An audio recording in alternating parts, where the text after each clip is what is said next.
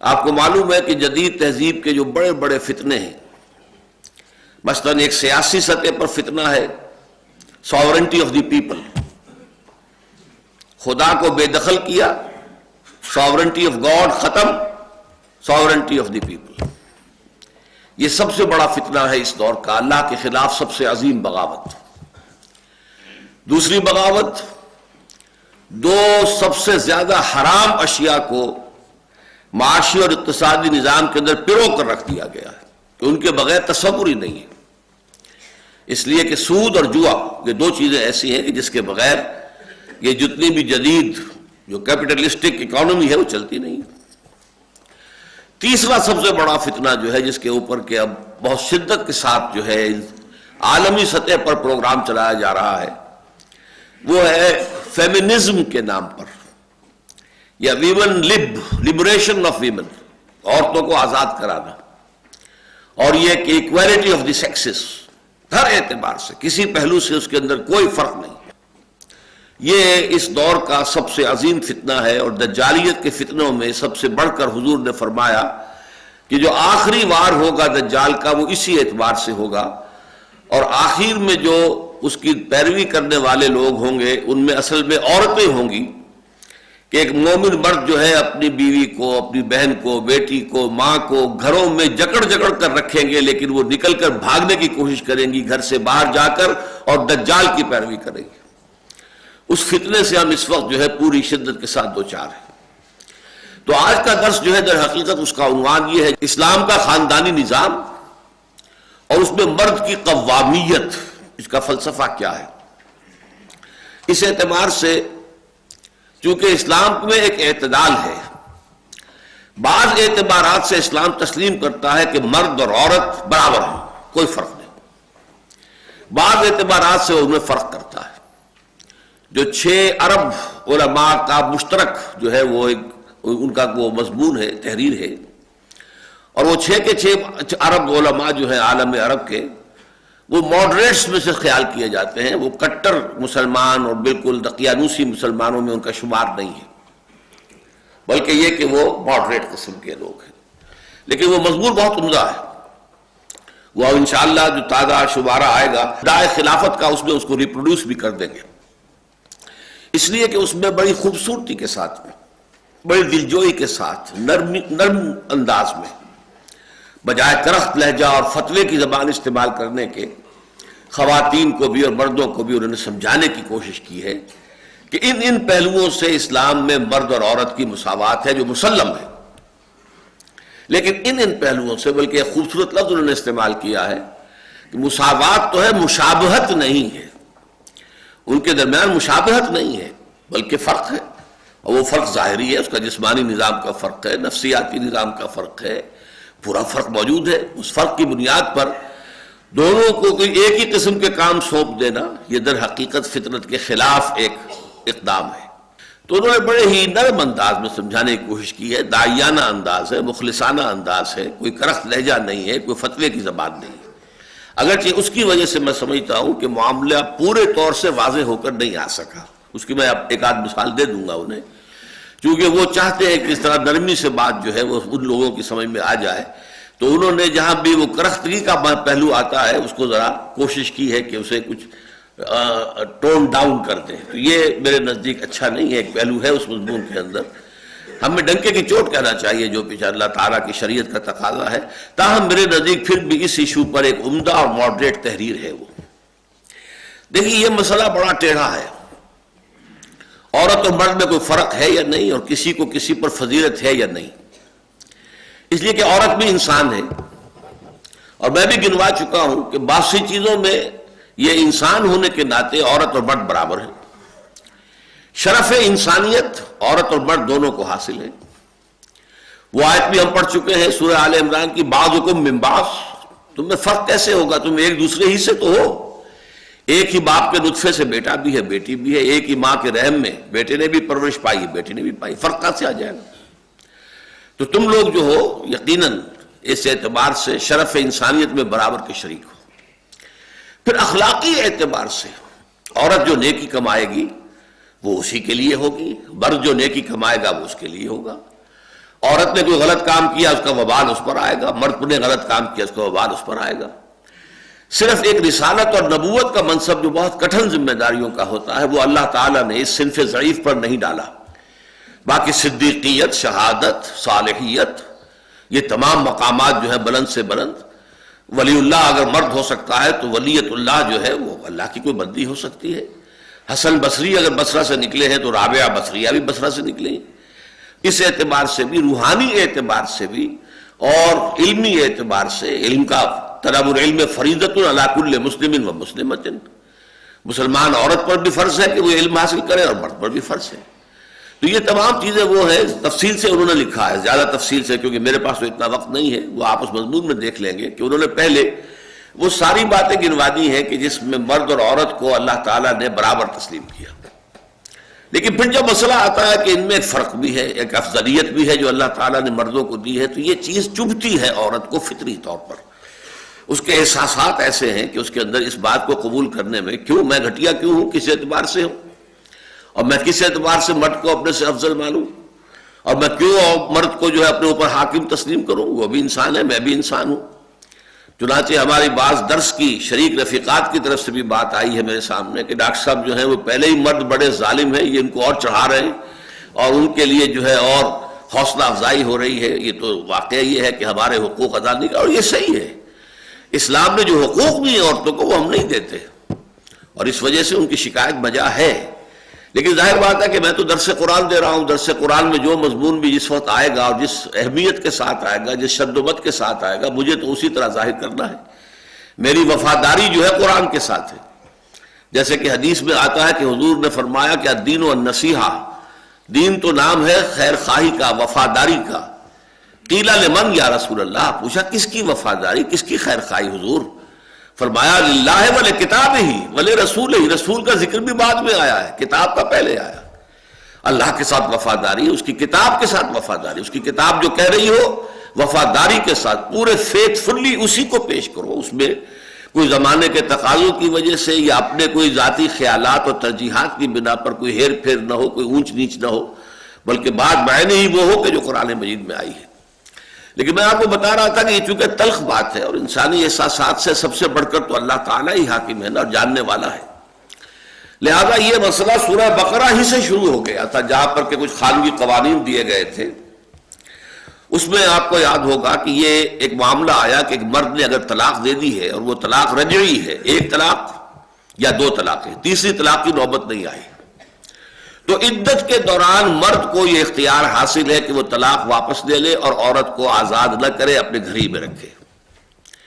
اب اس میں ایک بات ہو سکتی ہے کہ عورت کیسا طلاق دے دی، میں اب اس کے گھر میں بسنے کو تیار نہیں، کیوں دی اس نے طلاق؟ نہیں، آپ کیا حکم آیا تھا، وہ بعولتہن احق بردہن فی ذلک ان ارادوا اصلاحا، ان کے شوہر زیادہ حقدار ہے کہ وہ روک لیں اور اپنی طلاق جو ہے اس کو لوٹا دیں اس مدت کے اندر اندر، یعنی وہ مدت جو ہے اس کی، جو ان کی عدت کی مدت ہے اس کے اندر اندر۔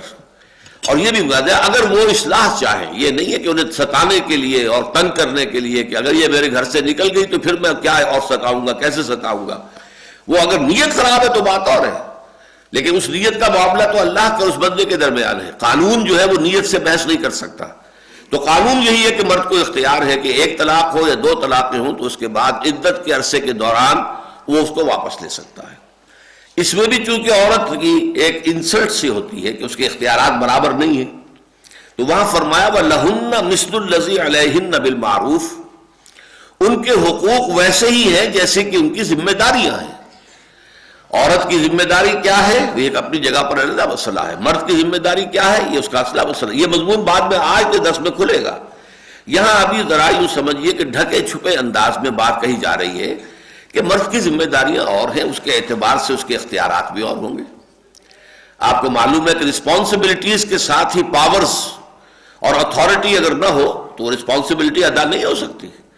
تو لہن، ان کے حق میں بھی ویسے ہی ہے معاملات، مثل الذی علیہن، جیسے کہ ان کی ذمہ داریاں ہیں۔ لام حق کے لیے آتا ہے اور اعلیٰ ذمہ داری اور مسئولیت کے لیے آتا ہے۔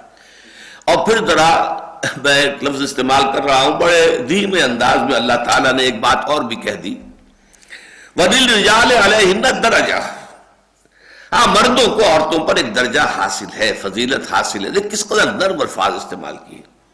پہلے تو الفاظ وہ استعمال کیے جس میں دونوں ترجمے ممکن ہیں. یہ ترجمہ بھی کیا گیا ہے کہ ان کے بھی مردوں پر ویسے ہی حقوق ہیں جیسے حقوق مردوں کے ان پر ہیں، لیکن میں اس ترجمے کو صحیح نہیں سمجھتا.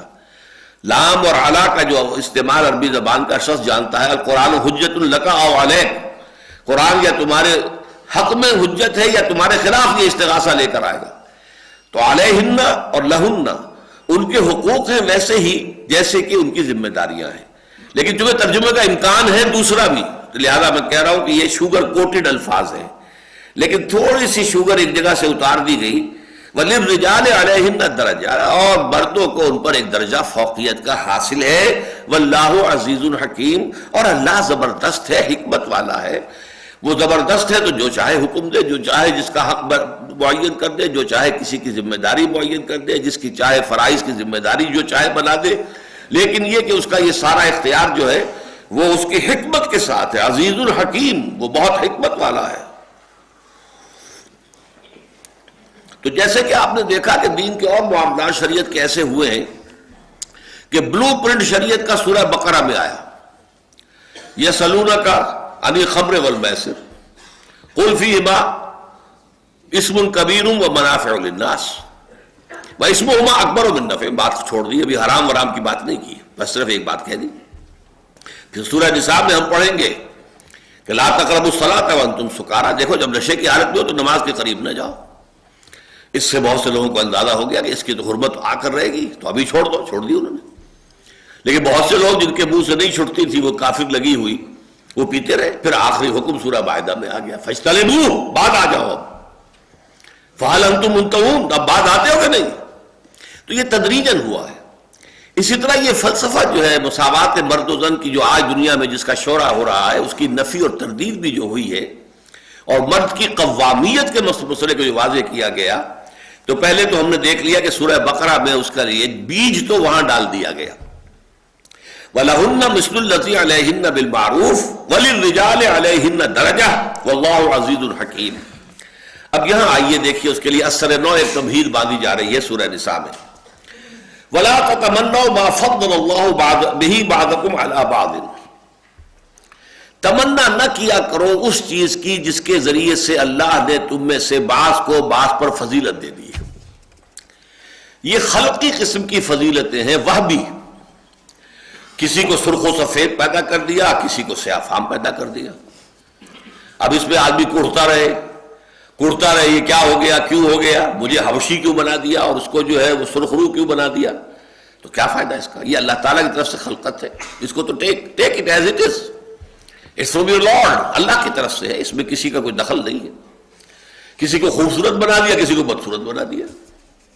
کوئی پیدا ہی ہوا پیدائشی طور پہ اندھا ہو گیا، کسی کو بہت ذہانت دے دی، کسی کو نہیں دی اس نے. کسی کو جسمانی صحت عمدہ دے دی، کسی کو نہیں دی.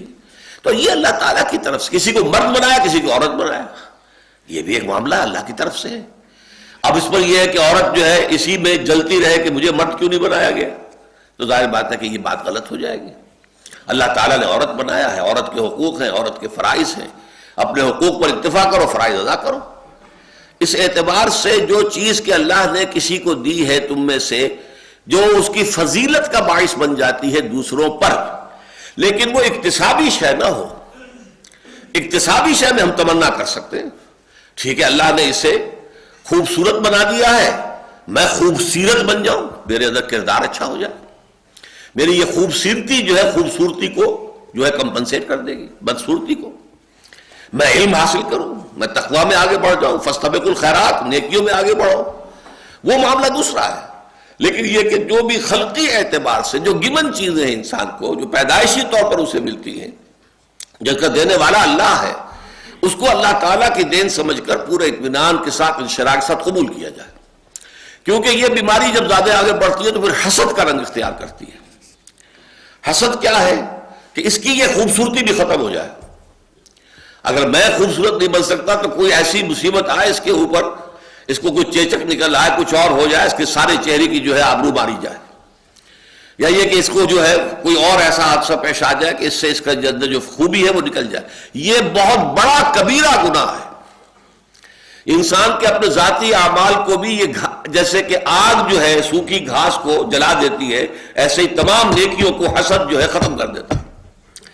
یہ حسد ہی تھا جس نے کہ عزازیل نامی جن، جس کو کہتے ہیں کہ وہ معلم الملکوت تھا، اسے شیطان ابلیس بنایا حسداً، اس لیے کہ اس کو حسد ہوا کہ یہ خلافت کا منصب جو ہے اللہ تعالیٰ نے مجھے نہیں دیا، آدم کو دے دیا۔ اس پہلو سے حسد پیدا ہوتا ہے۔ پھر آدمی جو بھی گیون چیزیں ہیں جبلی طور پر اس کو جو ملی ہیں پیدائشی طور پر، جس میں کہ اس کے اپنے فیصلے کا، اپنی محنت کا کوئی دخل نہیں، اپنے چوائس کا کوئی دخل نہیں، اس میں تو بالکل جو بھی اللہ نے دیا ہے اس پر صابر و شاکر رہے۔ البتہ یہ ہے کہ للرجال نصیب مما اکتسبوا وللنساء نصیب مما اکتسبن، مردوں کے لیے حصہ ہے اس میں سے جو انہوں نے کمائی کی، اور عورتوں کے لیے حصہ ہے اس میں سے جو انہوں نے کمائی کی۔ اب یہاں پر بھی ذو معنی الفاظ آ گئے ہیں، اگرچہ قرآن مجید کا اگر ہم تفحص کرتے ہیں اور دیکھتے ہیں کہ یہ قسم کا لفظ کس معنی میں قرآن میں آتا ہے بالعموم، تو اس سے مراد ہے نیکی اور بدی، نیک عمل کمانا یا بدی کما لینا۔ یہ اپنے لیے جو بھی ہم توشہ آخرت تیار کر رہے ہیں وہ اچھا ہے یا برا ہے، وہ قسم ہے۔ لیکن یہی لفظ دنیا میں معاش کی جد و جہد کے لیے بھی استعمال ہوتا ہے، قسم۔ القاسم حبیب اللہ، حضور نے فرمایا جو شخص اپنی معاش کے حصول کے لیے محنت کرتا ہے، اپنے بال بچوں کا حلال ذریعے سے پیٹ پالنے کے لیے جد و جہد کر رہا ہے، وہ اللہ کا بھائی، اللہ کا دوست ہے، حبیب اللہ ہے، تو قسم کا لفظ اس معنی میں بھی آ جاتا ہے۔ تو ہماری جو جدید مفسرات ہیں، دانشورات خواتین جو ہیں، اور جو بھی مغرب زدہ جو دانشور ہیں، وہ اس سے مراد لیتے ہیں کہ عورت کو بھی کمائی کرنے کا حق حاصل ہے۔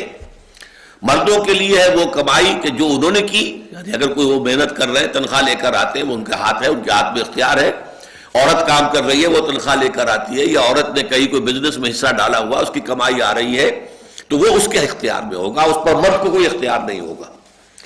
تو اگرچہ میں اس کو بھی تسلیم کرتا ہوں قانوناً کہ یہ بات صحیح ہے، شرعی اعتبار سے عورت پر کوئی پابندی نہیں ہے، وہ کوئی کام کر سکتی ہے۔ یعنی یہ کہ معاش کے لیے، پیسہ کمانے کے لیے سب سے سادی شکل کیا ہے؟ کسی کو اس کے وراثت میں باپ کی طرف سے، ماں کی طرف سے کچھ روپیہ مل گیا ہے، 5-10 لاکھ روپے، اب یہ اس کی ملکیت ہے، اس کے شوہر کے باپ کی ملکیت نہیں ہے۔ وہ اسے مزاربت پر کہیں پر مزاربت پر لگا دے تو جو بھی نفع حاصل ہوگا وہ اس کا ہوگا، اس کا اختیار ہوگا، شوہر کو اس پر کوئی اختیار نہیں ہوگا، بلکہ وہ چاہے گی تو اپنے شوہر کے گھر پر اسے استعمال، گھر شوہر کا ہے، اس کا نہیں ہے، اولاد شوہر کی ہے، اس کی نہیں ہے، اولاد کی کفالت اور اس کی اپنی کفالت بھی شوہر کے ذمہ ہے، وہ چاہے گی تو خرچ کرے گی، نہیں چاہے گی تو اپنے پاس رکھے گی، اور اسی پہ ذمہ ہوگا اس کی زکوٰۃ دینا، شوہر کے ذمہ نہیں ہے کہ وہ زکوٰۃ دے۔ اسی طرح اسے جہیز میں سونا ملا ہے، اسے زیورات ملے، اس کی زکوٰۃ دینا اس کے ذمہ ہے، اس کی ملکیت ہے۔ شوہر زبردستی اس سے اس کا زیور نہیں لے سکتا، اس کو مجبور نہیں کر سکتا کہ فلاں ضرورت کے لیے یہ زیور بیچ دو، ہمیں مکان بنانا ہے، ہاں عورت تیار ہو جائے، اس کا اختیار ہے، مرضی سے وہ اپنا زیور بیچ کر کہے ٹھیک ہے ہمیں، یہ ان کی حسن معاشرت کے اندر جو بھی کیفیت ہوگی اس سے خود بخود ایڈجسٹ ہو جانے والی چیزیں۔ لیکن یہ چیز جہاں تک قانونی اعتبار ہے وہ صحیح ہے، لیکن جو اسلام کا جو روح ہے وہ کیا ہے؟ وہ یہ ہے کہ عورت کے اوپر معاش کی ذمہ داری سرے سے نہیں ہے، بلکہ آج دنیا جانتی ہے، ویسٹ کے اندر بھی مانا جاتا ہے کہ اسٹے ایٹ ہوم مومز، یہ اصطلاح ہے وہاں کی، وہ مائیں کہ جو گھر پر رہتی ہیں، یہ دنیا کی سب سے بڑی نعمت شمار ہو رہی ہے کہ وہ مائیں، ورنہ بچے رل جاتے ہیں، نہ شوہر کا حق ادا ہو سکتا ہے، نہ بچوں کا حق ادا ہو سکتا ہے۔ صبح سے شام تک عورت کسی کارخانے میں، کسی آفس میں کام کر کے آئی ہو تو ایگزاسٹڈ ہوتی ہے، بچے آ گئے 12-1 بجے اسکول سے، اس کے بعد نہ ماں انہیں ملی گھر پر، نہ باپ ملا انہیں، کون ان کو شفقت کے ساتھ ویلکم کہے؟ وہ آئیں گے، چابیاں ان کے پاس بھی ہوں گی، جائیں گے جو چاہیں گے دنگا کریں گے، فساد کریں گے، کھائیں گے پیئیں گے، جنسی اختلاط میں مبتلا ہو جائیں گے، سب کچھ ہو رہا ہے وہاں پہ، کیوں ہو رہا ہے؟ نگرانی کوئی ہے ہی نہیں۔ شام کو شوہر بھی آئے گا تھکا ہارا، اور عورت بھی آئے گی تھکی ہاری، وہ آپس میں تو میں کریں گے، ان کے درمیان محبت کہاں سے آ جائے گی؟ وہ کیسے ناز نخرے برداشت کرے گا اپنی بیوی کے، اور بیوی کیسے ناز نخرے برداشت کرے گی شوہر کے؟ دونوں کے دونوں ایگزاسٹڈ ہیں، تھکے ہوئے ہیں، پارے دونوں کو چڑھے ہوئے ہیں، ہو سکتا ہے ایک ہی دن میں دونوں کے باسز نے دونوں کو ڈانٹا ہو اور وہ اس کے اثرات لے کر گھر میں آئے۔ تو اصل میں روح جو ہے اسلام کی، خاندانی نظام جو چاہتا ہے اسلام، وہ تو یہ ہے کہ عورت گھر میں بیٹھے، اسٹے ایٹ ہوم مومز، وہ مائیں جو گھروں میں رہتی ہیں، صبح صبح بچوں کو تیار کیا، مدرسے بھیجا ہے، اس کے بعد تھوڑا سا ناشتہ واشتہ بھی انہیں کرایا تھا، پھر تھوڑا سا ریلیف مل گیا، 1-آدھا گھنٹہ اس کو آرام کا مل گیا، پھر کھڑی ہوئی، گھر کی دیکھ بھال کی، لنچ کی تیاری کا بندوبست کیا، پھر بچے آ رہے ہیں انہیں کھلا رہی ہے، کس شفقت سے محبت سے کھلائے گی، اس لیے کہ اب اسے ریلیف مل گیا تھا اس کے بعد پھر اسے کوئی تھوڑا سا وقت جو ہے ریلیف کا مل جائے، یا وہ کوئی کپڑے دھوتی ہے، کچھ اور گھر کا کام کرتی ہے، پھر شام کو شوہر آ رہا ہے تو اسے ریسیو کر رہی ہے، مسکراہٹ کے ساتھ ریسیو کر رہی ہے، ہاں اس کے جوتے بھی اتار رہی ہے، جرابیں اتار رہی ہے، کوئی اس میں حرج نہیں ہے، بابی مودت کے لیے یہ چیزیں جو ہے چونکہ تھکا ہوا آیا ہے، نہ معلوم کیا کس کن حالات میں وہ دن بھر رہا ہو، تو اس کی سلیس کے لیے، تو پھر یہ جو شکل ہوتی ہے یہ آئیڈیل نظام ہے خاندانی، لہذا اصل میں اس مضمون میں اس اعتبار سے کمی کی گئی ہے، قانوناً اختیار حاصل ہے، عورت جو ہے جاب کر سکتی، اس میں سطر اور حجاب کے معاملات کو نہیں توڑا جائے گا، پردہ اور حجاب اور سیگریگیشن، عورتوں کے علیحدہ یونٹس بنا دیے جائیں، انڈسٹریل یونٹس، عورتیں وہاں جائیں اور کام کریں، عورتیں ہی سپروائز کر رہی ہوں وہاں پر، عورتیں ہی مینیج کر رہی ہوں، اور ان کے جو ورکنگ آورز ہیں وہ کم رکھے جائیں تاکہ وہ گھریلو ذمہ داریاں بھی ادا کر سکیں، ان کی شفٹ ہی 4 گھنٹے کی رکھیے، آدھی ویجز دیجیے ان کو، 4 گھنٹے کی شفٹ رکھیے بجائے 8 گھنٹے کا، وغیرہ وغیرہ، where there's a will there's a way. جب کبھی اختیار ایسے لوگوں کے ہاتھ میں آئے گا جو اسلام کو اس کی روح اور لفظ، لیٹر اینڈ اسپرٹ دونوں میں پریکٹس کرنا چاہیں گے تو کوئی رکاوٹ نہیں ہوگی کسی بھی اعتبار سے۔ میں نے ایک دفعہ چیلنج دیا تھا، یہاں کے شعبہ ابلاغیات کے پروفیسر تھے وارث میر صاحب، اور انہوں نے تذکرہ کیا تھا میرے حوالے سے، اس زمانے میں یہ سن 82 83 84 کی باتیں ہیں، تو میں نے ان سے کہا تھا میں آپ کو چیلنج کرتا ہوں کہ آئیے مجھ سے بات کیجئے کہ کہاں رکاوٹ اسلام ڈالتا ہے۔ میں تو کہتا ہوں سیگریگیشن ہونی چاہیے، بس یہ فرق ہے، ہسپتال میں مردوں کا ہسپتال ہو، مرد مریض، مرد ڈاکٹر، مرد نرس ہو، عورتوں کے ہسپتال میں عورتیں مریض، عورتیں ڈاکٹر، عورتیں نرسیں، بات ختم ہو گئی، عورتیں ہی صفائی کرنے والی ہیں وہاں مرد صفائی کرنے والے ہوں۔ یہ کانٹیکٹ جو ہے ان دونوں کے مابین یہ ہے خطرناک، آگ اور پانی کا بیل جو ہے وہ خطرناک ہے۔ بہرحال میں نے عرض کیا کہ للرجال نصیب مما اکتسبوا وللنساء نصیب مما اکتسبن، میں ان کی جو ترجمہ ہے جدید دانشوروں کا وہ بھی قبول کرنے کو تیار ہوں، اگرچہ میں ثابت کر سکتا ہوں کہ یہاں مراد نیکی اور بدی ہے، وہ کمائی نہیں ہے۔ اس کی وجہ کیا ہے؟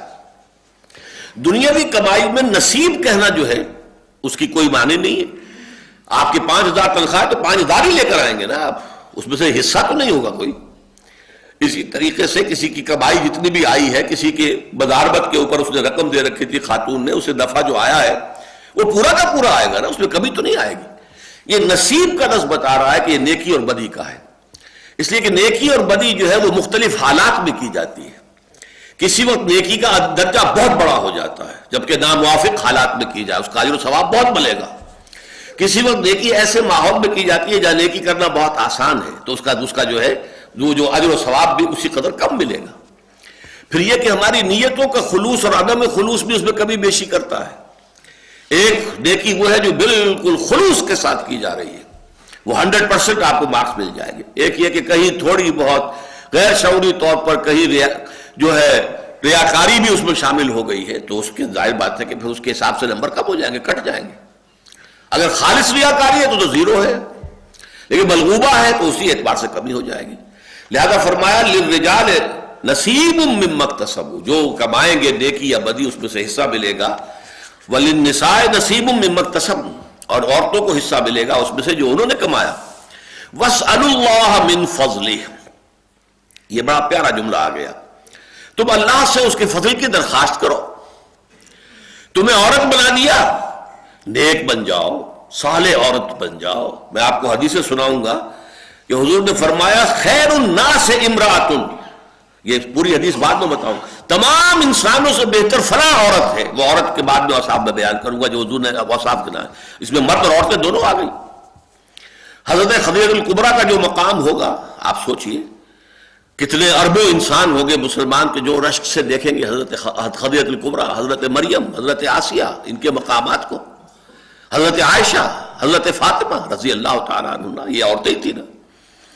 اس لیے اعتبار سے یہ ہے کہ وَاسْأَلُوا اللَّهَ مِنْ فَضْلِهِ، اللہ سے ان کا فضل تلاش کرو۔ فضل جو ہے ہر اعتبار سے ہو سکتا ہے، آپ کے اندر نیکی زیادہ ہو، روحانیت زیادہ ہو، تقوی زیادہ ہو، علم زیادہ ہو، یہ فضیلتیں ہیں، اصل فضیلتیں یہ اکتسابی فضیلتیں ہیں۔ تم اللہ سے ان فضیلتوں کی تمنا کرو، آرزو کرو، خلقی چیزوں کو چھوڑ دو اللہ کے اوپر، جو اس نے مناسب سمجھا تمہارے لیے وہ دیا، جیسا مناسب چاہا وہ فی ای صورت ما شاء رکبک، جس شکل میں بھی چاہا تمہاری ایک تصویر بنا دی اور تمہارے اعضاء اور جوارح کو بنا دیا، تمہارا ایک نقشہ کھینچ دیا، یہ اس کا اختیار ہے۔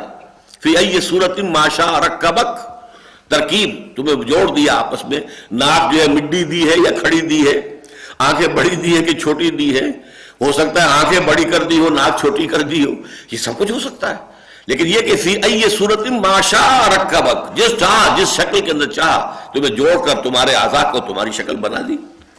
تو وَاسْأَلُ اللَّهَ مِنْ فَضْلِهِ، اللہ سے اس کا فضل تلاش کرو۔ ہو سکتا ہے کہ ایک میدان میں تم پیچھے ہو، دوسرے میدان میں تم آگے نکل جاؤ۔ وہ خوبصورت انسان کو یاد رکھنے والے کتنے لوگ رہ جائیں گے بعد میں، جبکہ خوبصورت انسان کو یاد رکھنے والے بے شمار ہوں گے۔ جن سے کوئی خیر پھیلا ہے ان کے لیے کلمہ خیر کہنے والے لاکھوں کروڑوں ہوں گے، اور جن سے چاہے وہ کتنے ہی خوبصورت اور دولت مند رہے ہوں، کوئی خیر نہیں پھیلا، ان کو کوئی بھی نہیں جانے گا، 2-3 نسلوں کے بعد ان کا نام بھی ختم ہو جائے گا۔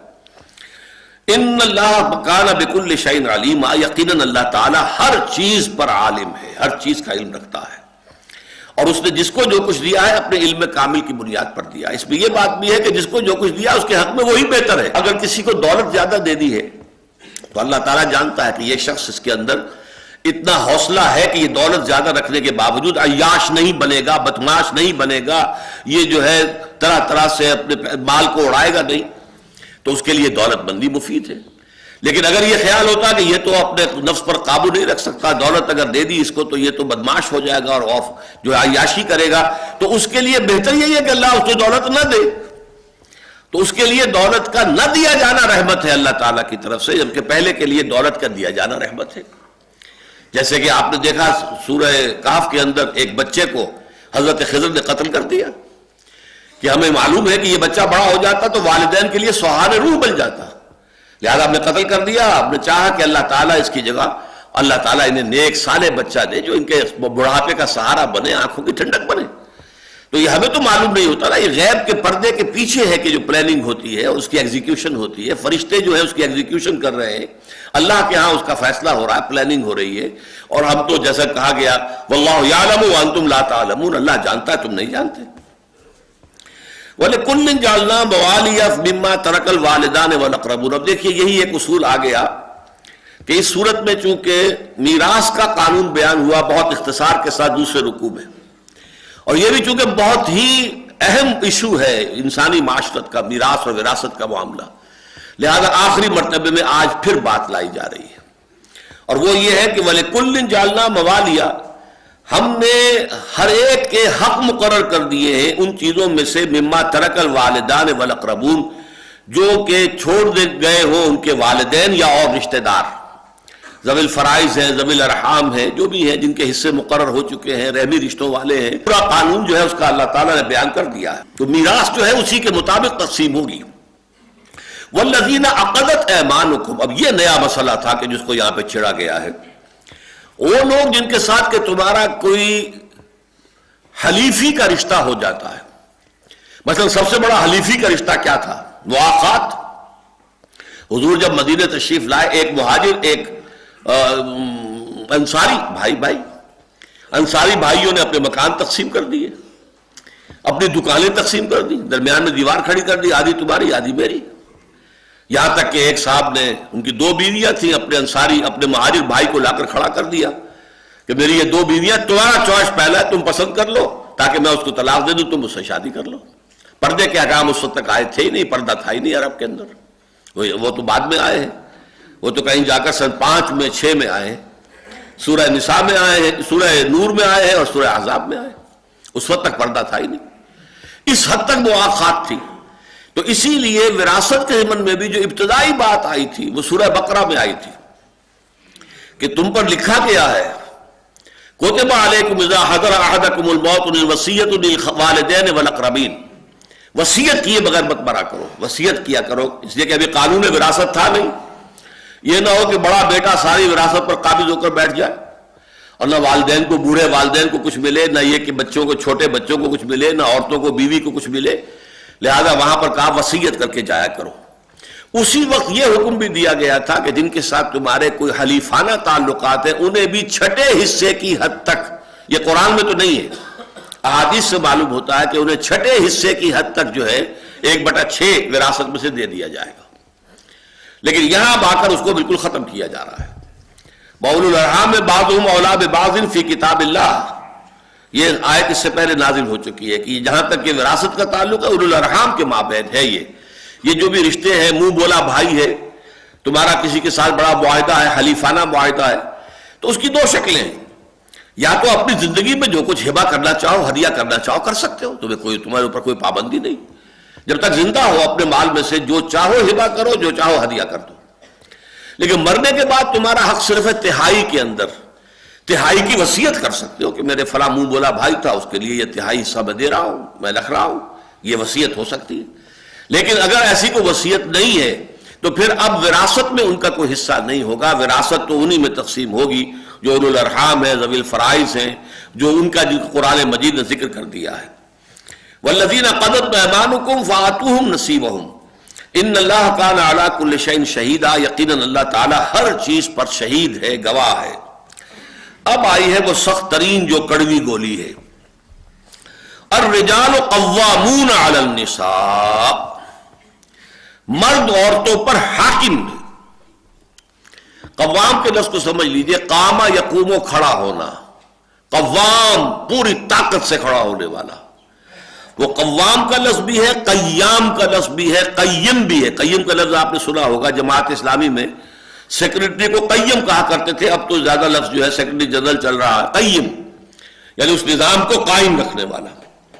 اس کا مطلب کیا ہے؟ کسی بھی ادارے کا ایک قیم ہوتا ہے کہ جو اس کا ذمہ دار ہے، اصل مسئول ہے، اور اس کے پاس اختیارات بھی ہوتے ہیں. وہ ایک طرح کی حکمرانی ہے، اسے اختیار حاصل ہے، وہ جو فیصلہ کرے گا وہ نافذ ہو جائے گا. تو الرجال قوامون علی النساء، یہ ہے وہ فرق کہ خاندانی نظام کے اندر جب ایک مرد اور ایک عورت آپس میں ایک شوہر اور بیوی کی حیثیت سے معاہدہ کرتے ہیں، یہاں اب آ کر ان کی مساوات ختم ہو گئی. اب بیوی تابع ہے شوہر کے، اسے شوہر کا حکم ماننا ہے. ہاں معصیت کا حکم دے گا تو نہیں مانیں گی. اللہ تعالیٰ کے حکم کی خلاف ورزی کر رہا ہے، نہیں مانیں گی. لا طاعۃ لمخلوق فی معصیت الخالق. کسی مخلوق میں سے کسی کی اطاعت نہیں ہو سکتی جس میں کہ خالق کی معصیت لازم آ رہی ہے. لہذا اللہ کے احکام کے خلاف تو اطاعت نہیں ہے، لیکن اس کے اندر اندر اطاعت کرنی پڑے. مشورہ دو، اس لیے کہ یہ بھی کہا گیا ہے کہ عاشروہن بالمعروف. ابھی ہم پڑھ چکے ہیں سورہ نساء میں. عورتوں کے ساتھ نیک طریقے سے، بھلے طریقے سے رہو. شوہر اور بیوی مشوروں سے معاملات کو طے کیا کریں. اس کا ایسا نہ ہو کہ اس کو بالکل یہی محسوس کرا دو کہ تم محکوم ہو، میں حاکم ہوں. اپنی جو ہے ڈکٹیٹرانہ انداز جو ہے وہ اختیار کیا جائے. نہیں، انہیں سمجھاؤ بجھاؤ، ان سے دلیل بھی ان سے بھی مانگو، خود بھی دلیل دو. آخر میں البتہ یہ کہ فیصلہ جو ہے جیسے اسلامی مشاورت کا اصول ہے، امیر کا کام ہے کہ وہ مشورہ لے، شاورہم فی الامر، لیکن اس کے بعد جو فیصلہ کر لے فَإِذَا عَزَمْتَ فَتَوَكَّلْ عَلَى اللَّهِ. پھر جب فیصلہ کر لو اس پر جم جاؤ، ٹک جاؤ، اللہ پر توکل کرو. اسی طریقے سے پھر جب مرد فیصلہ کرتا ہے تو عورت کا کام ہے کہ اس کی اطاعت کرے، اتباع کرے. اسی طرح فرمایا گیا ہے کہ ان تراض منہما وتشاور. یہ بھی سورہ بقرہ کے اندر الفاظ آئے ہیں کہ یہ دونوں شوہر اور بیوی جو ہیں آپس میں اگر طلاق کا معاملہ ہو گیا ہے تو بچے کو کون دودھ پلائے گا، پلوائیں گے کہ نہیں پلوائیں گے، یا کیا اس کی اجرت ہوگی، اگر ماں مطلقہ جو ہے وہی دودھ پلائے تو اسے کیا دینا ہوگا، وغیرہ وغیرہ. یہ سارے امور باہمی مشاورت سے اور باہمی رضامندی سے طے کرو. یعنی اگر ساتھ رہ رہے ہو تب بھی خوبصورتی سے رہو. عاشروہن بالمعروف، ان کے ساتھ حسن معاشرت کا معاملہ کرو. علیحدگی ہو رہی ہے تو وہ بھی خوبصورتی سے ہونی چاہیے، اس میں بھی جو بھی معاملات ہیں بڑے عمدہ پیرائے پر طے ہو جائیں. تو فرمایا الرجال قوامون علی النساء، مرد جو ہے عورتوں پر حاکم ہے. بما فضل اللہ بعضهم علی بعض. یہ اللہ کا شکر ہے کہ جن 6 حضرات کا میں نے آپ کے سامنے ذکر کیا ہے، عرب علماء کا، کہ جن کا مضمون چھپا ہے جنگ میں، انہوں نے یہ حاکم کا لفظ استعمال کیا ہے. یہاں آ کر انہوں نے کسی درجے میں مداہنت گوارا نہیں کی ہے. بما فضل اللہ بعضهم علی بعض وبما انفقوا من اموالهم. اب یہاں بات کو سمجھانے کے لیے، دل نشین بنانے کے لیے، پیلیٹیبل بنانے کے لیے دلیلیں بھی دی جا رہی ہیں. پہلی دلیل یہ بما فضل اللہ بعضهم علی بعض، جو اللہ نے بعض میں کو بعض پر فضیلت دی ہے. یہ نہیں کہا کہ بما فضل اللہ الرجال علی النساء، نہیں، بعضهم من بعض. اور یہ ہم سورہ آل عمران میں پڑھ چکے، بعضکم من بعض، مرد اور عورتیں ایک دوسرے ہی میں سے ہو. تو اللہ ہم نے ایک کو دوسرے پر فضیلت دی ہے. اس کو بھی دیکھیے ڈھکا چھپا کے کہا گیا ہے, بات کو بالکل وہ عریاں انداز میں نہیں کہا گیا جیسے کہ مردوں کو فضیلت دی گئی ہے عورتوں پر, یہ الفاظ نہیں ہے. حالانکہ سورہ بقرہ میں آ چکا ہے وَلِلرِّجَالِ عَلَيْهِنَّ دَرَجَةٌ, لیکن وہاں چونکہ نرم زبان تھی ایک درجہ اونچا حاصل ہے. یہاں لفظ ثقیل آ گیا, الرِّجَالُ قَوَّامُونَ عَلَى النِّسَاءِ, مرد تو حاکم ہے عورتوں کے اوپر, لہذا یہاں پر اس کا اشارہ کیا لیکن نرم الفاظ میں کیا, بما فضل اللہ بعضهم على بعض, یعنی اللہ تعالیٰ نے مردوں کو فضیلت دی ہے, ان کو جسمانی قوت ایوریج جو ہے زیادہ دی ہے. یوں تو کوئی عورت پہلوان ہو سکتی ہے, کوئی حمیدہ پہلوان ہوتی تھی راجستھان کی جس نے سارے پہلوانوں کو چیلنج دے دیا تھا کہ تم اگر مجھے پچھاڑ دو گے تو تم سے شادی کر لوں گی. تو یہ بھی معاملہ ہوتا تھا, اس کو شاید شادی کرنا کسی نے پسند ہی نہ کیا ہو کہ اس کو پچھاڑنے کی کوشش کرے کہ گلے ہی پڑ جائے وہ خامخواہ, تو یہ دوسری بات ہے. لیکن یہ کہ اس کا تھا یہی چیلنج, جو مجھے پچھاڑ دے گا میں اس سے شادی کر لوں. تو عورتوں کو ہو سکتی ہیں ایسی, وہ شاذ ہیں, ایکسیپشنز پروو دی رول. بحیثیت مجموعی مرد کو زیادہ طاقتور بنائے. صنف نازک کا لفظ ہم نام استعمال کرتے ہیں, صنف نازک ہے. عورت کا حسن نزاکت میں ہے, اور مرد کے حسن کا معاملہ, جو ہمارے ایک استاد ہوا کرتے تھے ڈاکٹر توسی اناٹومی کے, وہ کہتے تھے کہ عورت کے لیے آئیڈیل کیا ہے, پری, اور مرد کے لیے دیو. مرد کو دیو ہونا چاہیے اور عورت کو پری ہونا چاہیے. یعنی یہ جو ہے ریلیشن شپ, دیو کا تصور جو آپ کی کہانیوں میں آتا ہے وہ جسیم, توانا, قوی, اور پری نازک, نرم, خوبصورت. تو عورت آئیڈیل جو ہے وہ پری ہے اور مرد آئیڈیل دیو ہے. تو اس معاملے میں بما فضل اللہ بعضهم علی بعض, جسمانی اعتبار سے اللہ تعالیٰ نے فضیلت دی ہے مرد کو عورت کے اوپر, لیکن یہاں کہا کسی کو کسی پر, ایک کو دوسرے پر جو فضیلت دی ہے. اگلے حصے میں بات کو بالکل واضح کر دیا, بما انفقوا من اموالہم, اور بسبب اس کے کہ وہ اپنے مال خرچ کرتے ہیں. اب دیکھیے شادی میں نے بارہا کہا ہے کہ دونوں کی ضرورت ہے, مرد کی بھی عورت کی بھی. عورت بھی بغیر شادی کے مطلب یہ کہ نامکمل ہے, اس سے آگے اولاد تو نہیں ہو سکتی, اور اس طرح مرد بھی بغیر شادی کے نامکمل ہے, اس کے آگے نسل نہیں چل سکتی. لیکن ان دونوں میں سے ایک کو طالب بنایا, ایک کو مطلوب بنایا. مہر کون دیتا ہے؟ مرد دیتا ہے, عورت تو نہیں دیتی. عورت تو مہر وصول کرتی ہے. تو گویا کہ شادی کے بندھن ہی میں پہلے دن سے مرد کی یہ فوقیت ہو گئی کہ مرد نے مال خرچ کیا ہے, مہر دیا ہے. پھر یہ کہ اسلام کے نظام خاندان میں جو معاشی ذمہ داریاں ہیں اور جو بھی سارا ان کا جو اقتصادی معاملہ ہے اس کی ساری ذمہ داریاں مرد پر ڈالی گئی. عورت کی کفالت, اس میں اس کا اطعام یعنی کھلانا, رزق بھی شامل ہے, کسوہ یعنی لباس شامل ہے, سکنا یعنی رہائش کی جگہ فراہم کرنا یہ شامل ہے. یہ تینوں چیزیں جو ہے عورت کا حق ہے اپنے شوہر کے اوپر, وہ شوہر انہیں یہ تینوں چیزیں فراہم کرے گا. جیسا کہ میں عرض کر چکا ہوں, عورت کی اگر کوئی علیحدہ پراپرٹی ہے, اگر باپ سے اسے کوئی 5 مربع زمین ملے ہوئے ہیں, اس مربع کی آمدنی اس کی ہوگی, جس طرح چاہے خرچ کرے نیکیوں میں, اللہ کے راستے میں جو چاہے کرے. اس میں سے عشر بھی اسی کو دینا ہوگا, یا کوئی اور ٹیکسز ہیں اس کو دینے ہوں گے. اور اگر اس کے پاس مال یعنی زیورات کی شکل میں ہے تو اس کا زکوٰۃ اسے خود دینی ہوگی, وغیرہ وغیرہ. تو الرجال قوامون علی النساء بما فضل اللہ بعضهم علی بعض وبما انفقوا من اموالهم, اور جیسا کہ وہ خرچ کرتے ہیں اپنے اموال میں سے. فالصالحات قانتات, اب یہ ہے بہت پیاری آیت ہماری خواتین کے لیے قابل غور. نیک بیویاں تو وہ ہیں جو تابع دار ہوں, اطاعت کیش ہوں, مردوں کا کہنا مانے, ان کی اطاعت کریں. حافظات للغیب, اور غیب میں ان کے لیے محافظ بنے, ان کے مال کی بھی حفاظت کرے. یہ نہیں خیانت کر کے اب شوہر تو گیا ہوا جو چاہو اس کے مال میں سے جس کو میں جو چاہوں دے دوں, نہیں.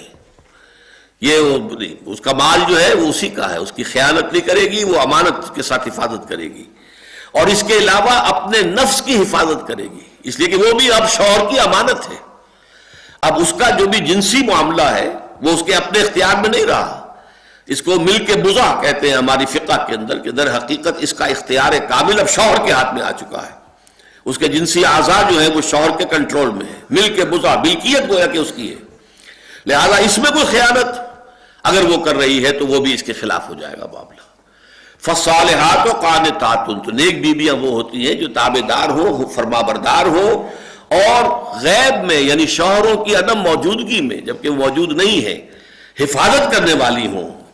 اور وہ حفاظت مال کی بھی اور ان کا اپنے نفس کی بھی. اور یہ کام آسان نہیں ہے، آپ کو معلوم ہے.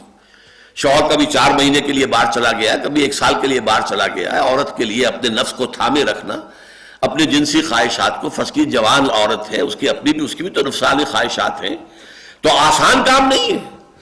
یہی وجہ ہے، آپ کے علم میں ہوگا کہ واقعہ بڑا عجیب پیش آیا تھا، اس کو بیان کرتے ہوئے شرم بھی آتی ہے. حضرت عمر رضی اللہ تعالیٰ عنہ اپنی رات کے گشت میں ایک مکان کے پاس سے گزر رہے تھے، تو انہوں نے سنا کہ ایک عورت جو ہے وہ بڑے درد بھرے الفاظ میں کچھ گا رہی ہے. اگر مجھے اللہ اور اس کے رسول کا فرق کا خوف نہ ہوتا تو تم دیکھتے کہ اس وقت میری چارپائی جو ہے چرچرا رہی ہو. تو اس پر حضرت عمر جو ہے وہ ایک دم تنبہ ہوا کہ ہمارے لوگ جو ہیں جہاد پر جاتے ہیں، سال بھر تک واپس نہیں آتے، تو اس سے تو سوسائٹی کے اندر بہت زیادہ جو ہے ایک اندیشہ اور خطرہ پیدا ہو جائے گا. تو انہوں نے اب دیکھیے یہ بات بھی کہ دین میں کوئی شرم اور حیا اس معاملے میں نہیں ہے، کہ اپنی بیٹی سے پوچھا، حضرت حفصہ سے.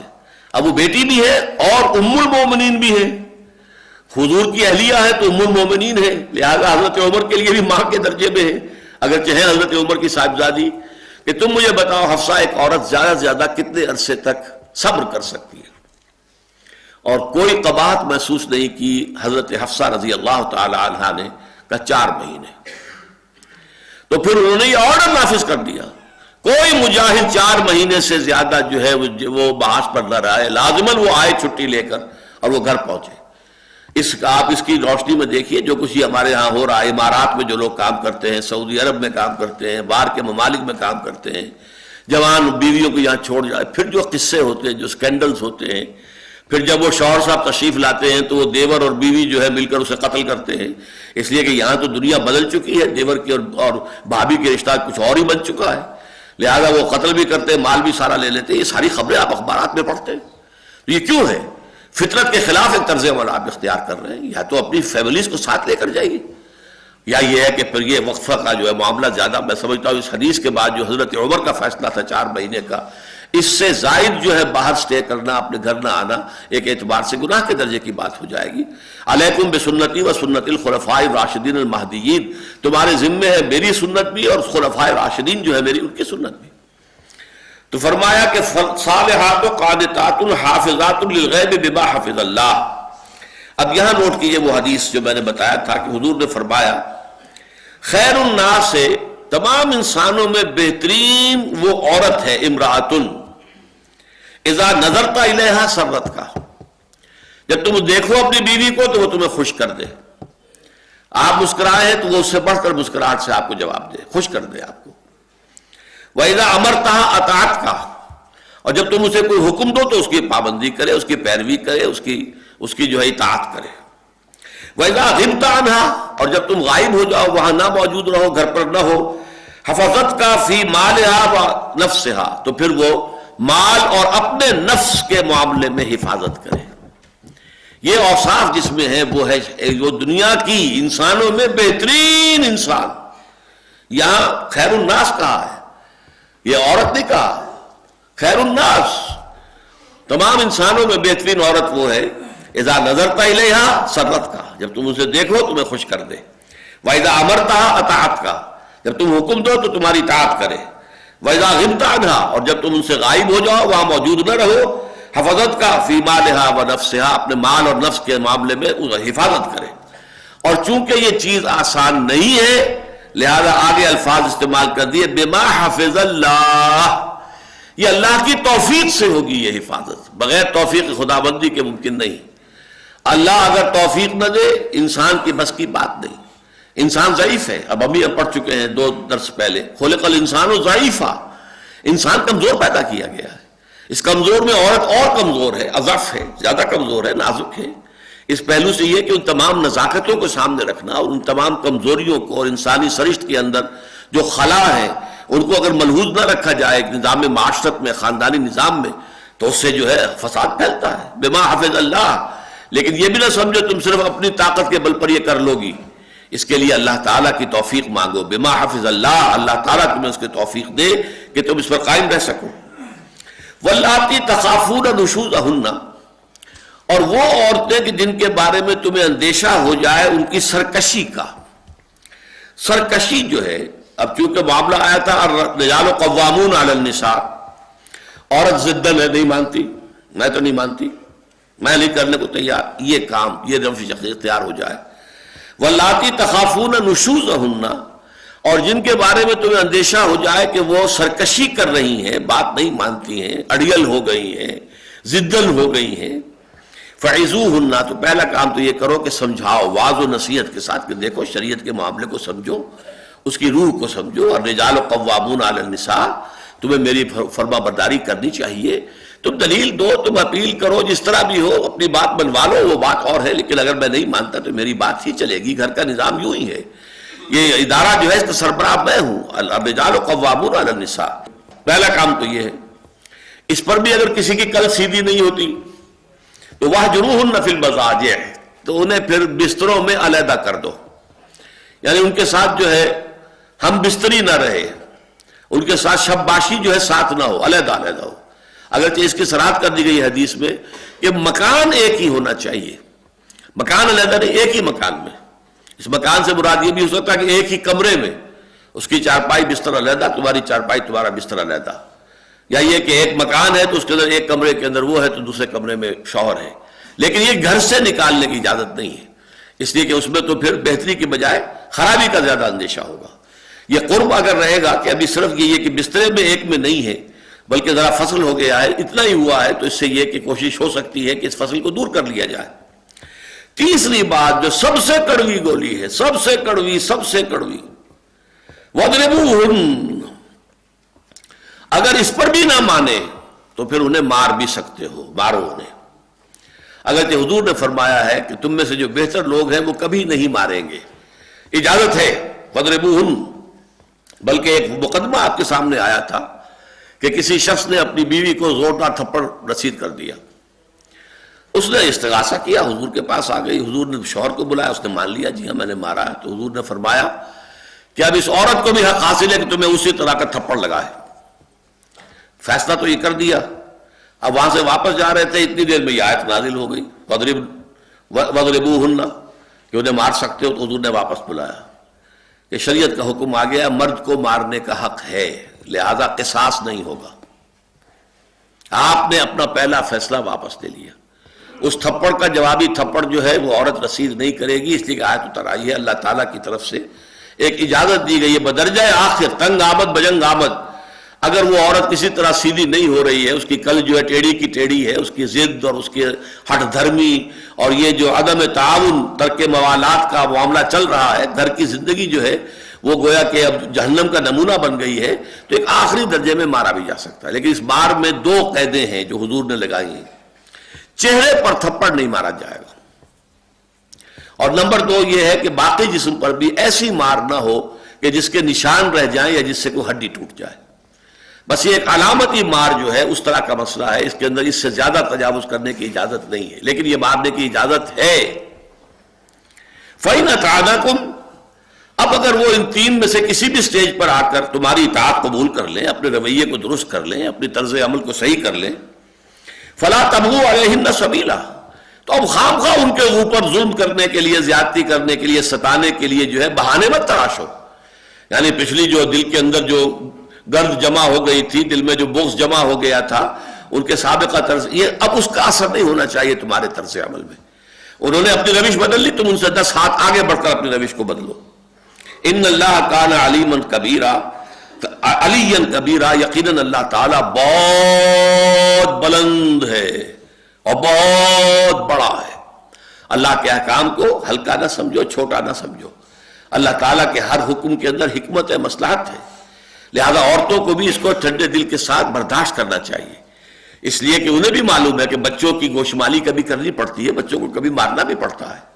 تو جس طریقے سے کہ عورت کو کہا گیا ہے وہ ذمہ دار ہے، وہ بچوں کے لیے اور اپنے شوہر کے گھر پر ذمہ دار ہے، مسئولیت ہے، تو وہ بچوں کو مار سکتی ہے تعدیباً. اسی طرح شوہر جو ہے وہ اس کے اوپر حاکم ہے، الرجال قوامون علی النساء، لہذا ضرورت اگر انتہائی درجے کی ہو تو اس کو بھی اجازت دی گئی ہے. لیکن یہ نہیں کہ انتقاماً ہو اور غصے میں لال ببو کے ہو کر ہو، بلکہ یہ کہ یہ ٹھنڈے دل کے ساتھ سوچی سمجھتے کیلکولیٹڈ قسم کا معاملہ کہ اس کے اندر اب اس کے سوا چارہ کار نہیں ہے تو وہ اختیار کیا جائے. وَإِنْ خِفْتُمْ شِقَاقَ بَيْنِهِمَا، اب اس سلسلے کا آخری حکم ہے اگر تمہیں اندیشہ ہو جائے کہ ان کے درمیان تو زدم زدہ پیدا ہو گئی ہے، نہ مرد ہٹنے کو تیار نہ عورت ہٹنے کو تیار، اب ان کے درمیان حسن معاشرت کا معاملہ ممکن نہیں رہا، تو کیا کرو؟ فَبَعْثُوا حَكَمًا مِّنْ أَهْلِهِ وَحَكَمًا مِّنْ أَهْلِهَا، تو اب مقرر کر لو ایک حکم اس مرد کے خاندان میں سے اور دوسرا حکم بیوی کے خاندان میں سے۔ اب حکم کا لفظ خود بتا رہا ہے ان میں صلاحیت ہونی چاہیے فیصلہ کرنے کی، اصابت رائے ہونی چاہیے، اور دونوں کا کوئی جھگڑا نہیں ہونا چاہیے، ان دونوں میں فریقوں میں سے کسی کے ساتھ کوئی گرج نہ ہو۔ تو حکم جو ہے دو مقرر کر لو، ایک مرد کے خاندان سے ایک عورت کے خاندان سے۔ ان یریدا اصلاحا، اگر وہ دونوں چاہیں گے کہ اصلاح ہو جائے، یوفق اللہ بینہما، تو اللہ تعالیٰ ان دونوں کے مابین توفیق پیدا کر دے گا، مزاجوں کے اندر جو ہے جمعیت پیدا کر دے گا، موافقت پیدا کر دے گا۔ اس میں ذرا پھیر ہے، یہ جو ضمائر ہیں، ان یریدا اصلاحا، اگر وہ دونوں حکم چاہتے ہوں گے کہ اصلاح ہی ہو جائے، خلوص کے ساتھ چاہیں گے دونوں کے دونوں، تو یوفق اللہ بینہما، تو اللہ تعالیٰ ان دونوں کی رائے میں موافقت پیدا کر دے گا۔ یہ نہیں ہے کہ وہ حکم وہ اپنی بات پر اڑا رہے شوہر کی طرف سے، اور یہ حکم اڑا رہے اپنی بیوی، اپنی جو عورت ہے اس کی بیوی اس کی طرف سے، نہیں یہی موقف صحیح ہے، نہیں یہی تو جھگڑا وہیں کا وہیں رہا، وہ تو معاملہ پھر طے نہیں ہوا۔ نہیں، بلکہ اللہ تعالیٰ اگر وہ دونوں دل سے اس بات کے خواہش مند ہو گے کہ ان میں مصالحت ہو جائے، کوئی حکم ایک فیصلہ ہو جائے، راضی نامہ ہو جائے، تو اللہ تعالیٰ ان دونوں کے اندر آپس میں، ان حکمین کے اندر موافقت پیدا کر دے گا۔ ایک دوسری رائے یہ ہے کہ اگر وہ دونوں حکم جو ہیں وہ واقعتاً اصلاح کے طالب ہوں گے تو اللہ شوہر اور بیوی کے درمیان موافقت پیدا کر دے گا۔ ایک یہ بھی، اس لیے کہ ضمائر ہیں، ضمائر میں تو جس کے جانے کا امکان ہے وہ سارے ہمیں کھنگالنے پڑیں گے۔ اور تیسرا بہت خوبصورت مفہوم جو ہے وہ یہ کہ اگر وہ دونوں یعنی میاں بیوی وہ اگر اصلاح کے خواہش مند ہوں گے، یعنی ایسا ہو جاتا ہے نفسیاتی طور پر، اگرچہ میں بھی اڑا ہوا ہوں وہ بھی اڑی ہوئی ہے، لیکن دل سے میں بھی چاہتا ہوں کہ اصلاح ہو جائے، لیکن میں ہیٹا کیوں ہوں، میں کمزور کیوں پڑوں، میں اپنی بات کو نیچے کیوں ڈالوں؟ اسی طرح وہ بیوی یہ کہہ رہی ہو کہ جب ہو تو جانی چاہیے، وصالت ہی ہو جانی چاہیے، گھر کو اجاڑنا تو نہیں ہے، لیکن میں کیوں، میں اس سے کوئی کمتر تھوڑا ہی ہوں، وہ جھکے۔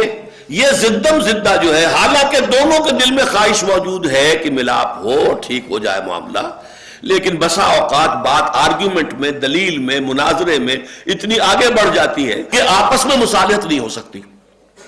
تو درمیان میں اگر وہ دو آدمی آ جائیں گے تو ان کے ذریعے سے مصالحت آسان ہو جائے گی۔ اگر شوہر اور بیوی کے اندر مصالحت کا ارادہ ہوگا تو اللہ تعالیٰ ان کے درمیان موافقت پیدا کر دے گا۔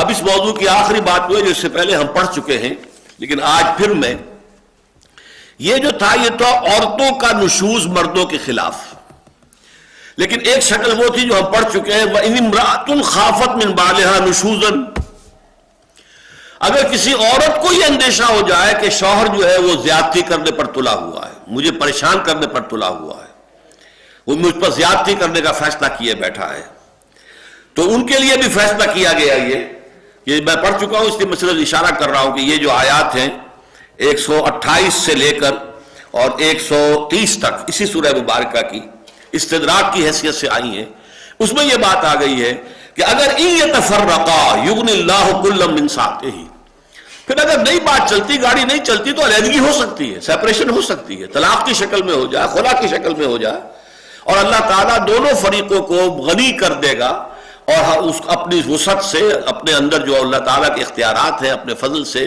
اس عورت کو بھی کوئی بہتر شوہر عطا فرما دے گا، اس مرد کو بھی کوئی بہتر عورت عطا کر دے گا، بیوی عطا کر دے گا۔ تو یہ اس سلسلے کی چونکہ آخری بات تھی، اگرچہ ہم اسے پہلے پڑھ چکے ہیں، میں نے اس کا صرف اعادہ کرنا مناسب سمجھا۔ پچھلے درس کے ضمن میں چند باتیں رہ گئی تھیں اہم، ان کا میں اعادہ کرنا چاہتا ہوں کہ یہ جو مرد کی قوامیت کا مسئلہ ہے ہمارے دین میں نے تفصیل سے عرض کیا تھا کہ عورتوں کو بحیثیت مجموعی یہ کڑوی گولی نگلنے میں دقت محسوس ہوتی ہے، تو بہت سے اعتبارات سے تو اسلام کی روح سے مرد اور عورت مساوی ہیں،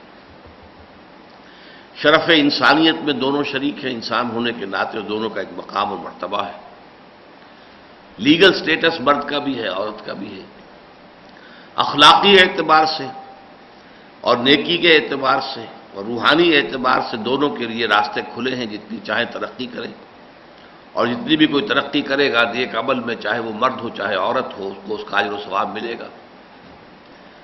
شادی کے معاملے میں بھی برابر کیا ہے، لڑکی کی مرضی کے بغیر اس کی شادی نہیں کی جا سکتی، اس کی رضامندی اس میں شامل ہونی ضروری ہے۔ بہت سے اعتبارات سے اس میں شک نہیں ہے کہ شریعت نے برابر کر دیا ہے، لیکن جو خاندان کا معاملہ ہے انتظامی سطح پر، قانونی سطح پر، اس میں ظاہر بات ہے کہ مرد کی قوامیت ہے، مرد کی حکومت ہے۔ تو جن آیات کا ہم نے پچھلی مرتبہ مطالعہ کیا تھا، اس کے شان نزول کے ضمن میں 2-3 روایات آتی ہیں۔ ایک تو حضرت ام سلمہ سے ہے رضی اللہ تعالی عنہا، ام المومنین، بہت ذہین خاتون تھی۔ انہوں نے ایک مرتبہ کہا حضور کے سامنے، کاش حضور ہم بھی مرد ہوتے تو ہمارے بھی مراتب ہوتے، ہم بھی جہاد کرتے، قتال فی سبیل اللہ میں جاتے، ہمیں بھی اونچے مراتب جو ہیں وہ حاصل ہو جاتے۔ اور ایک اور خاتون نے حضور سے آ کر کہا کہ حضور یہ جو ہمارا میراث کا معاملہ نصف ہے، بیٹے کے مقابلے میں بیٹی کا نصف ہے، ہماری جو گواہی ہے وہ نصف ہے، تو کیا ہمارے جو نیک اعمال ہیں، جو ہماری عبادات ہیں، ان کا اجر و ثواب بھی نصف ہوگا؟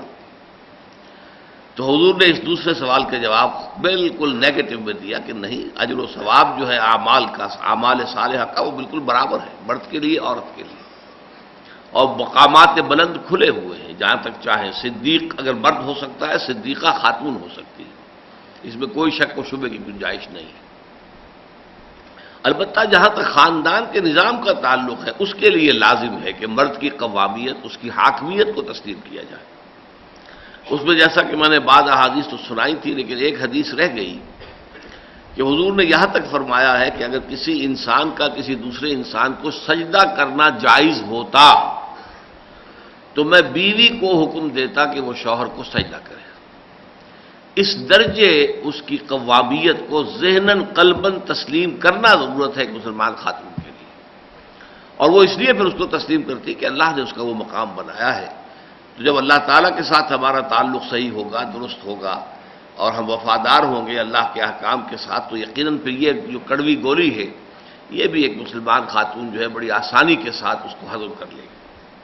بہرحال اب ہم چل رہے ہیں آگے۔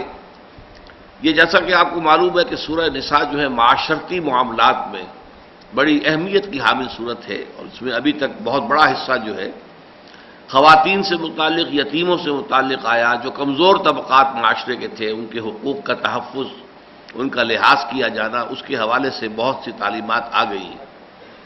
لیکن اس وقت فلسفے کی بات آ رہی ہے کہ اصل میں اسلامی معاشرے کے اندر جو معاملات ہوتے ہیں ان کی بنیاد کیا ہے؟ اس کی بنیاد ایک لفظ ہے، وہ ہے ادائے حقوق۔ ہمارے ہاں آج کی دنیا میں کیا ہے؟ طلب حقوق ہے، ہمارے حق ہمیں ادا کرو، ادائے حقوق پر ایمفیسس نہیں ہے۔ قرآن مجید اس کے برعکس ادائے حقوق پر ایمفیسائز کرتا ہے، تمہارے اوپر کسی کا حق ہے ادا کر دو۔ اگر کوئی تمہارا حق ادا نہیں کر رہا ہے تو چلو، اگر مجبوری ہے، ہو سکتا ہے آخرت میں کمپنسیشن تمہیں مل جائے، اس کی کوئی نیکی جو ہے تمہارے حساب میں درج ہو جائے، یا تمہاری کوئی خطائیں اور گناہ جو ہیں وہ اس کے پردے میں ڈال دیے جائے، وہ تو کمپنسیشن ہو جائے گی۔ لیکن اگر تم نے کسی کا حق ادا نہیں کیا تو تم مارے جاؤ گے، پھر یا تو تمہاری نیکیاں اس کو دی جائیں گی، اور یا اس کی برے اعمال تمہارے حساب میں درج ہوں گے۔